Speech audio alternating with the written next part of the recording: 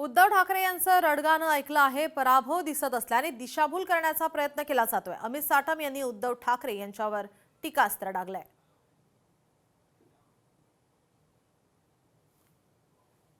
उद्धव ठाकरेंचं रडगाणं ऐकलं. उद्याचा पराभव दृष्टीपथात दिसल्यामुळे हे कव्हर फायरिंग आहे उद्धव ठाकरेंचं आणि त्यामुळे सारखं सिस्टीमला या ठिकाणी त्याच्यावरती टीका करायची, निवडणूक आयोगावरती टीका करायची, मतदार याद्यांच्या घोळावरती बोलायचं आणि असे सगळे प्रकार बोलून दिशाभूल करण्याचा प्रयत्न करायचा.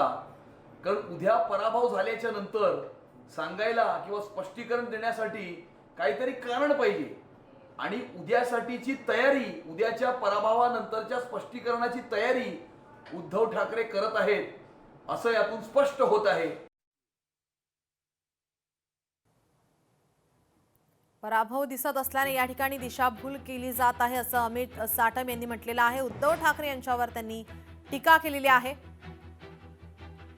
उद्धव ठाकरे यांची पत्रकार परिषद ही पार पडल्यानंतर आता त्यांच्यावर टीकास्त्र डागण्यात येते. मंत्री आशिष शेलार यांनी सुद्धा त्यांच्यावर टीका केली आहे.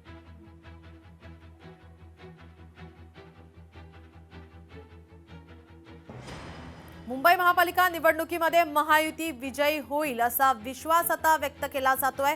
मुंबई महापालिका निवडणुकीमध्ये महायुतीचाच विजय होणार असा विश्वास आता महायुतीकडून, महायुतीच्या पक्षाकडून आता व्यक्त केला जातोय. मतदान करा, लोकशाहीला बळकटी द्या असं शायना एनसी यांनी म्हटलेलं आहे, आवाहन केलेलं आहे जनतेला. तर या ठिकाणी मुंबई महापालिका निवडणुकीमध्ये आपला विजय होईल असा विश्वास त्यांनी व्यक्त केलाय.